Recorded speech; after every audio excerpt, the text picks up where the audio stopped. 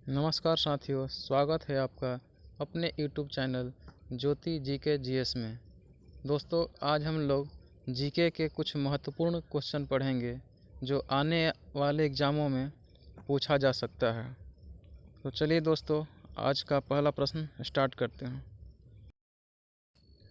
भारतीय राजभाषा अधिनियम इनमें से किस वर्ष पारित किया गया था? Option A 1953, option B 1976, option C 1863 और ऑप्शन डी 1963। सही जवाब है ऑप्शन डी 1963। संविधान की अनुच्छेद 343 वन के अनुसार भारतीय संघ की राज्यभाषा हिंदी एवं लिपि देवनागरी है। हिंदी को भारत की राज्यभाषा 14 सितंबर 1949 को संविधान सभा ने अपनाया था। इसी दिन को हिंदी दिवस के रूप में मनाया जाता है। राज्यभाषा नियम 1976 के तहत केंद्र सरकार के कार्यालयों में हिंदी और अंग्रेजी दोनों का इस्तेमाल किया जाता है। निम्न में से कौन सा सर्वाधिक विद्युत धनात्मक तत्व है? Option A magnesium, option B caesium, option C sodium तथा ऑप्शन डी कैल्शियम। सही उत्तर है ऑप्शन बी सीजियम। जो तत्व अपना इलेक्ट्रॉन खोकर धनावेशित आयन बनाते हैं उन्हें विद्युत धनात्मक तत्व कहते हैं।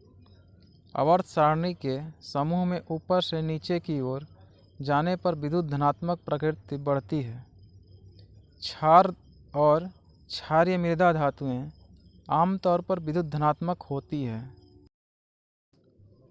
एशियाई शेरों की आबादी बड़े पैमाने पर किस संरक्षित उद्यान क्षेत्र में निवास करती है?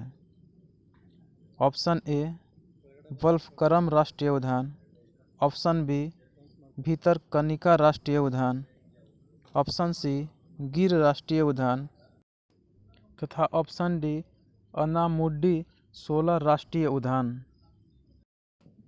सही जवाब ऑप्शन सी गिर राष्ट्रीय उद्यान। गिर राष्ट्रीय उद्यान एशियाई शेरों के लिए जाना जाता है, जो भारत के गुजरात राज्य में जूनागढ़ के पास स्थित है। गिर नेशनल पार्क के बीच से हिरन नदी बहती है। गिर राष्ट्रीय अभयारण्य या उद्यान की स्थापना 1965 ईस्वी में की गई थी। कौन सा अनुच्छेद जीवन और व्यक्तिगत स्वतंत्रता के संरक्षण से संबंधित है? ऑप्शन ए अनुच्छेद 31, ऑप्शन बी अनुच्छेद 12, ऑप्शन सी अनुच्छेद 22 तथा ऑप्शन डी अनुच्छेद 21। सही जवाब ऑप्शन डी अनुच्छेद 21। भारतीय संविधान के भाग 3 अनुच्छेद 12 से 35 में मौलिक अधिकार का वर्णन किया गया है। औपनिवेशिक भारत की भारतीय आबादी का लगभग 85% भाग अर्थव्यवस्था के इनमें से किस क्षेत्र पर निर्भर था?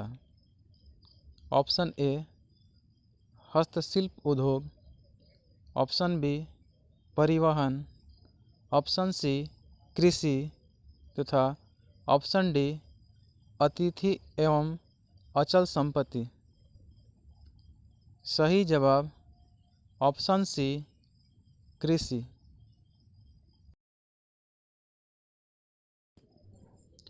कृषि और पशुपालन संविधान के अनुच्छेद 48 में है। भारत ब्रिटिश साम्राज्य का एक उपनिवेश था। लैंगिक जनन करने वाले एक जीव में गुणसूत्रों की संख्या 2n = 18 है। इनमें अलैंगिक गुणसूत्रों की संख्या कितनी होगी?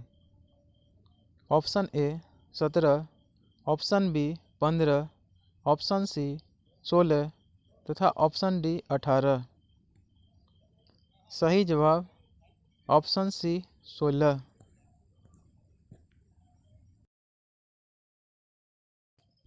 यदि किसी लैंगिक जनन करने वाले जीव में गुणसूत्रों की संख्या 2n = 18 हो तो उसमें अलैंगिक गुणसूत्रों यानी ऑटोसोम की संख्या 16 होगी, क्योंकि 2 गुणसूत्र लिंग गुणसूत्र होते हैं।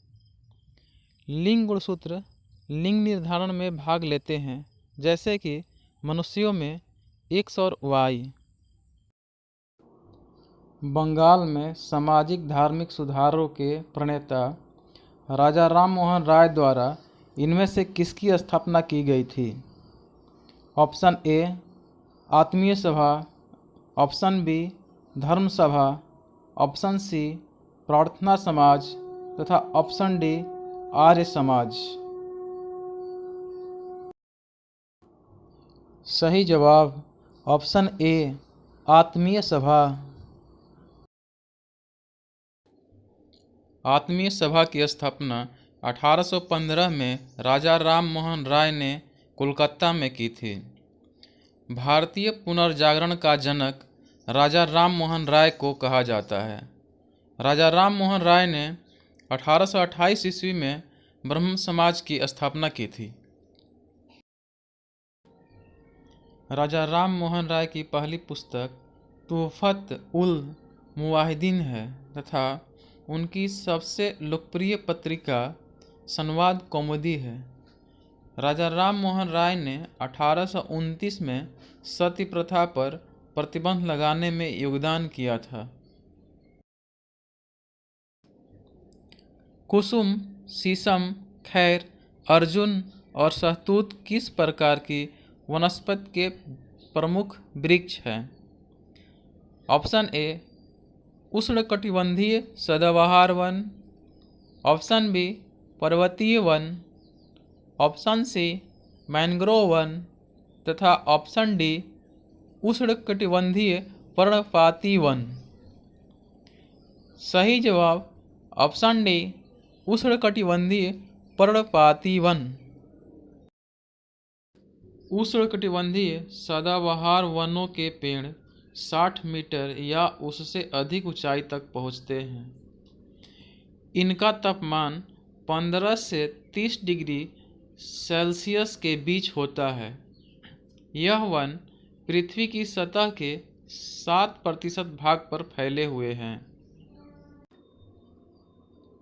भारत के अधिकांश हिस्सों में उष्णकटिबंधीय पर्णपाती वन या पतझड़ वन पाया जाता है।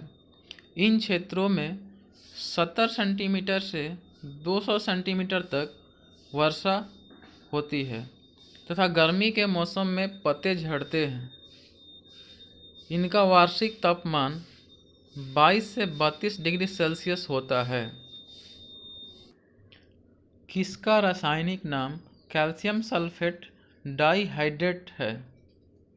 Option A baking soda, option B plaster of Paris, option C gypsum तथा ऑप्शन डी धौवन सोडा। सही जवाब ऑप्शन सी जिप्सम।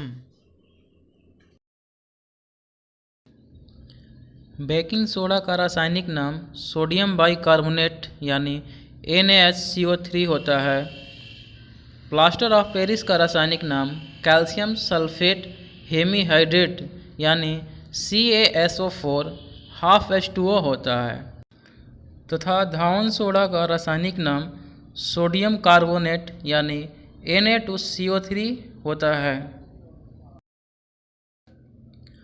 निम्नलिखित में से कौन सा शहर मुगल साम्राज्य द्वारा नियोजित पहला शहर था? Option A Delhi, option B Fatehpur Sikri, option C Islamabad तथा ऑप्शन डी आगरा। सही जवाब ऑप्शन बी फतेहपुर सिकरी। फतेहपुर सिकरी की स्थापना अकबर ने 1571 ईस्वी में की थी। अकबर ने दास प्रथा का अंत 1562 ईस्वी में की थी तथा दीन ए इलाही धर्म की स्थापना 1582 ईस्वी में हुआ था। क्वेश्चन नंबर 11, लेंस द्वारा उत्पन्न आवर्धन किसके बराबर होता है? Option A V by U, option B U by V, option C -V by U तथा option D -V by U. सही उत्तर है option A V by U. Lens की आवर्धन क्षमता से तात्पर्य है कि लेंस किसी वस्तु के आकार को कितना बड़ा या छोटा दिखा सकता है।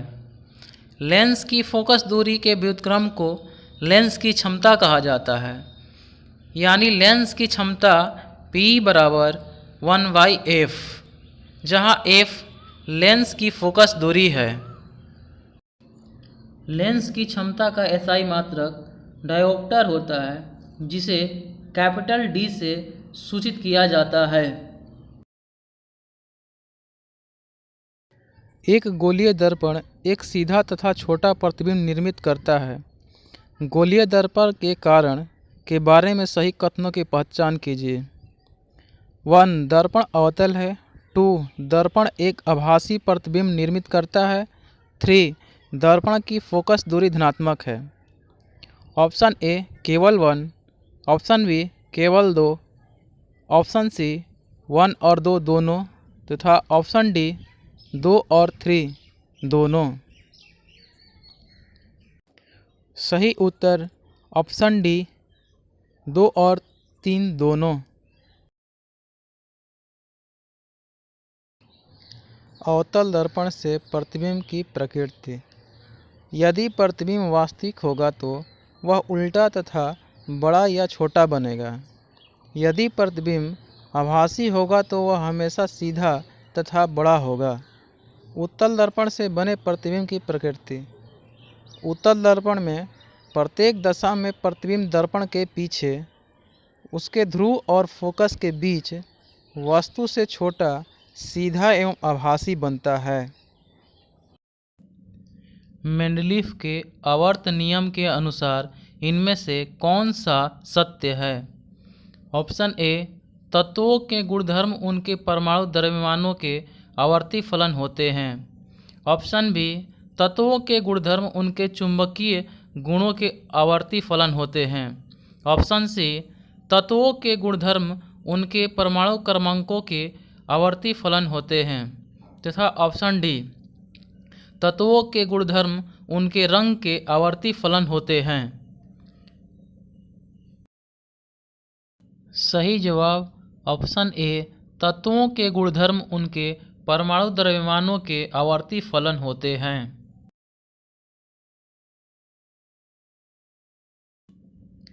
मेंडलीफ की आवर्त सारणी तत्वों के बढ़ते परमाणु द्रव्यमान क्रम में तत्वों का एक सारणीबद्ध संगठन है।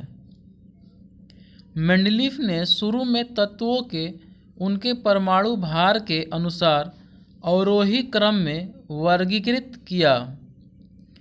मेंडलीफ के समय कुल 63 तत्व ज्ञात थे।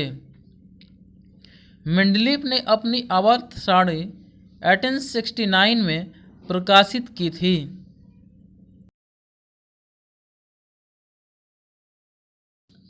क्वेश्चन नंबर 14, निम्न में से कौन सा औषधीय पौधा रक्तचाप के लिए सबसे अच्छी औषधि है? ऑप्शन ए आलूकम, ऑप्शन बी सर्पगंधा, ऑप्शन सी नवमल्लिका तथा ऑप्शन डी रजनीगंधा। सही जवाब ऑप्शन बी सर्पगंधा। रक्तचाप के लिए कई पौधों को फायदेमंद माना जाता है, जिनमें से कुछ प्रमुख तुलसी, अर्जुन, सर्पगंधा और लहसुन है। क्वेश्चन नंबर 15, एक प्रकाशिक उपकरण Y की फोकस दूरी धनात्मक है, Y 1 है। ऑप्शन ए या तो उत्तल लेंस या अवतल दर्पण, ऑप्शन बी या तो अवतल लेंस या उत्तल दर्पण। ऑप्शन सी या तो उत्तल लेंस या उत्तल दर्पण तथा ऑप्शन डी या तो अवतल लेंस या अवतल दर्पण। सही जवाब ऑप्शन सी या तो उत्तल लेंस या उत्तल दर्पण।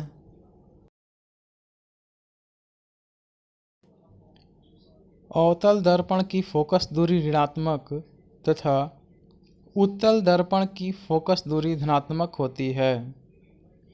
उत्तल लेंस की फोकस दूरी धनात्मक तथा अवतल लेंस की फोकस ऋणात्मक होती है।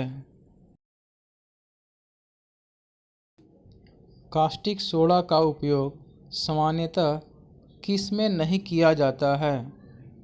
ऑप्शन ए कपड़ा उद्योग, ऑप्शन बी डिटर्जेंट उद्योग, ऑप्शन सी कागज एवं लुगदी उद्योग तथा ऑप्शन डी अमोनिया निर्माण। सही जवाब ऑप्शन डी अमोनिया निर्माण। कास्टिक सोडा का रासायनिक नाम सोडियम हाइड्रोक्साइड है, जिसका सूत्र NaOH है। यह एक मजबूत क्षारीय पदार्थ है जो पानी में घुलने पर आयनित हो जाता है।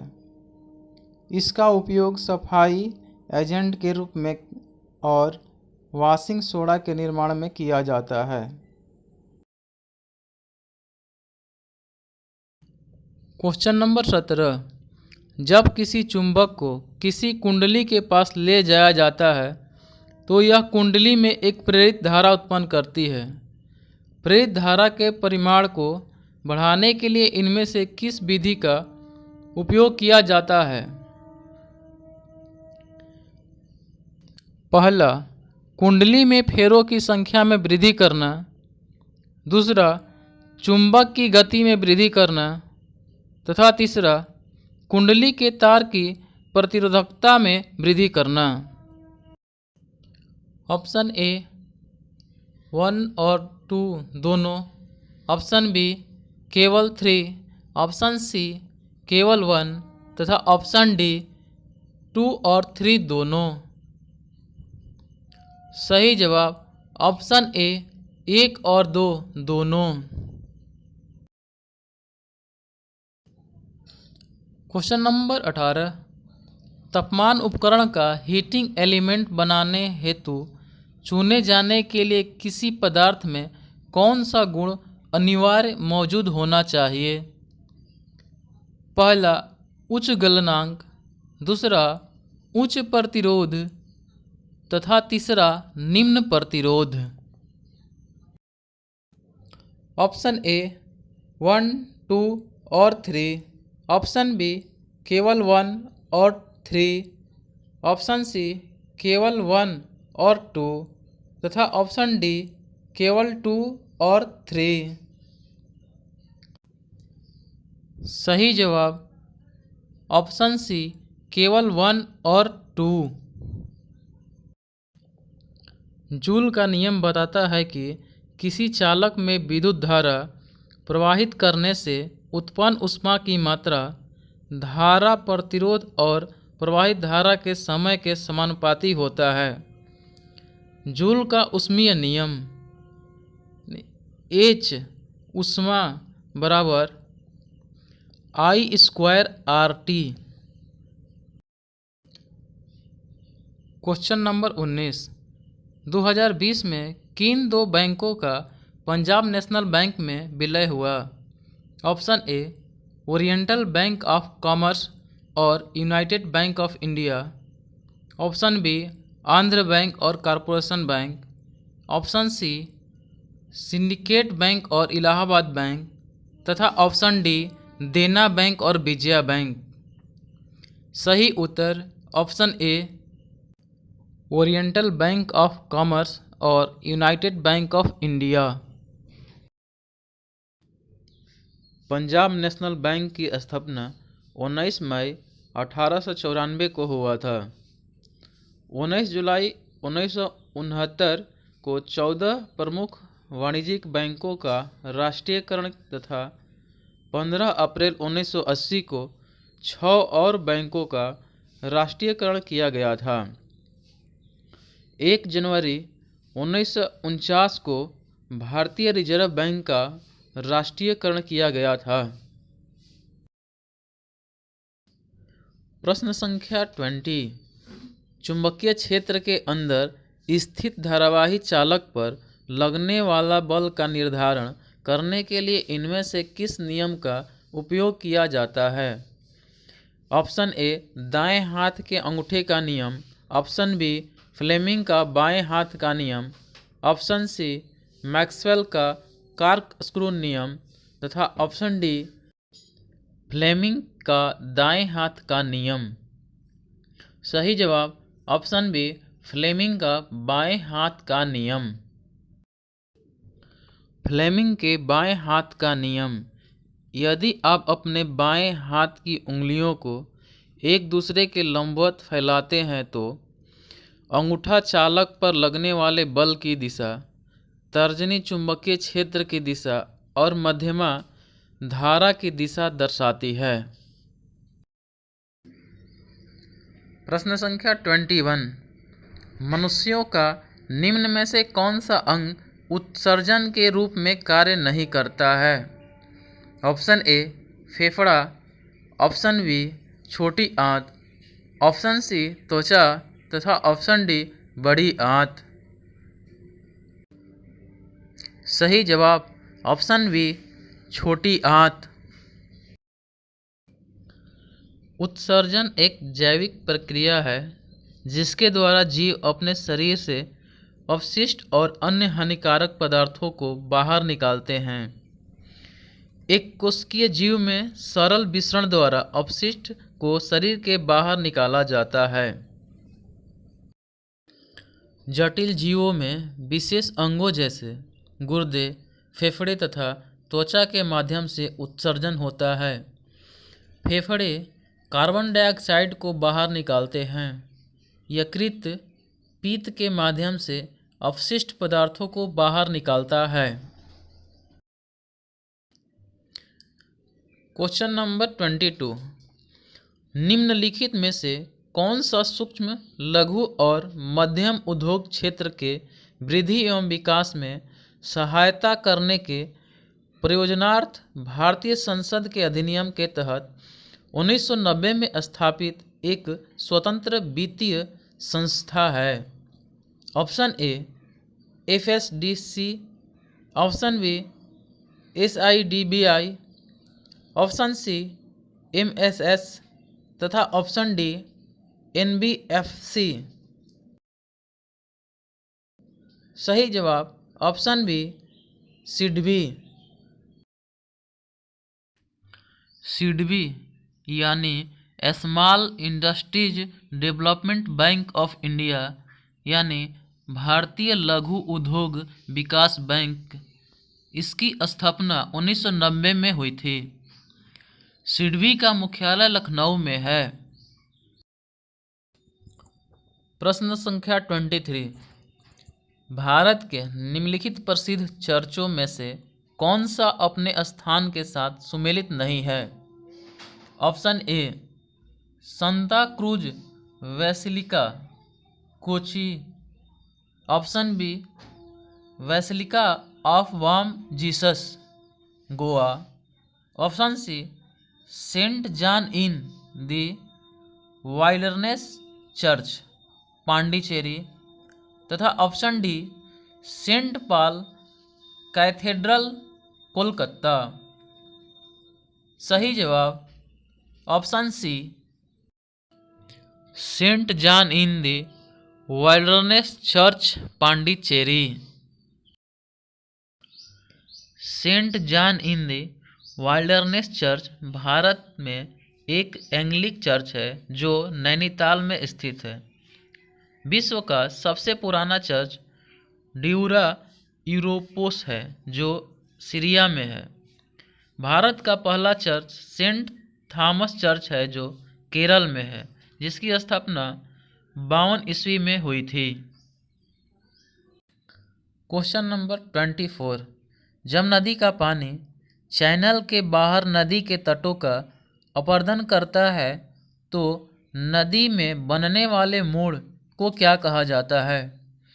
ऑप्शन ए गुफित चैनल, ऑप्शन बी विसर्प, ऑप्शन सी वितरिकाएं तथा ऑप्शन डी सहायक नदियाँ। सही जवाब ऑप्शन बी विसर्प। गंगा नदी भारत की सबसे लंबी नदी है जिसकी लंबाई लगभग 2525 किलोमीटर है, जो भारत की सबसे पवित्र नदी है। अरवरी नदी भारत की सबसे छोटी नदी है। यह राजस्थान के अलवर जिले से होकर बहती है। अरवरी नदी 45 किलोमीटर लंबी है। भारत की सबसे पहली और सबसे पुरानी नदी सरस्वती को माना जाता है, जिसका उल्लेख ऋग्वेद में भी मिलता है। प्रश्न संख्या 25। रामकृष्ण मिशन की स्थापना 1897 में किसके द्वारा की गई थी? Option A Raja Ram Mohan Roy, option B Swami Vivekananda, option C Ramakrishna Paramhansa तथा ऑप्शन डी दयानंद सरस्वती। सही जवाब ऑप्शन बी स्वामी विवेकानंद। स्वामी विवेकानंद का जन्म 12 जनवरी 1863 ईस्वी को कलकत्ता में एक कुलीन कायस्थ परिवार में हुआ था। उनके पिता विश्वनाथ दत्त कलकत्ता हाई कोर्ट के एक प्रसिद्ध वकील थे। स्वामी विवेकानंद, जिनका असली नाम नरेंद्रनाथ दत्त था, एक महान भारतीय आध्यात्मिक नेता, दार्शनिक और समाज सुधारक थे। 1881 ईस्वी में उन्होंने रामकृष्ण परमहंस को अपना गुरु बनाया और 1887 ईस्वी में सन्यासी बन गए। तब उनका नाम स्वामी विवेकानंद पड़ा। स्वामी विवेकानंद का प्रसिद्ध नारा उठो, जागो और तब तक मत रुको जब तक लक्ष्य प्राप्त न हो जाए। दोस्तों, यह सीरीज आप लोगों को कैसा लगा प्लीज़ कमेंट्स में ज़रूर बताएं तथा शेयर और सब्सक्राइब करना ना भूलें। मिलते हैं नेक्स्ट वीडियो में। धन्यवाद दोस्तों। जय हिंद।